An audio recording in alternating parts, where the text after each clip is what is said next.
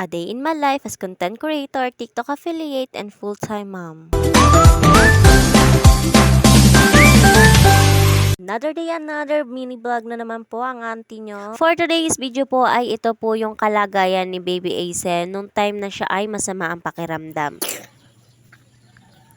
Ganyan po yung ubo niya, kaya po hindi na po kami nagdalawang isip na ipa-check up na po siya nung time na yan. Di na lang po kami nakapag-update nung time na yan kasi nga po inuna namin yung kalagayan ni baby. Kung mapapansin nyo po, halos 1 linggo po kaming walang upload ng mini vlog. Kasi nga po, focus muna po kami kay Baby Ace. Alam nyo ba, nung pina-check up namin siya nung araw na yon, nung pag-uwi namin is medyo umayos-ayos na po agad yung pakiramdam niya. O diba? Feel ko gusto lang niya talagang pumunta ng bayan. Ala hindi. Dini nga sa video ito ay kung makikita nyo ay medyo pinapagaling-galing siya ng Lola Melds. Ayan, at dito nga ay napansin namin na nakikipaglaro-laro na siya. Pero kahit ganyan po ang kalagayan niya ay atin pong pinilit na maipa-check up gawa nga po nung ubo niya. Ito nga po yung time na pina-check up na po namin siya, halos ngumingiti-ngiti na po siya. O diba, at tuwan-tuwa siya dyan dahil siya ay nakapasyal. Ala hindi. Siya, hanggang dito na lang po ang aking mini vlog. Thank you for watching. See you on my next video. Bye-bye.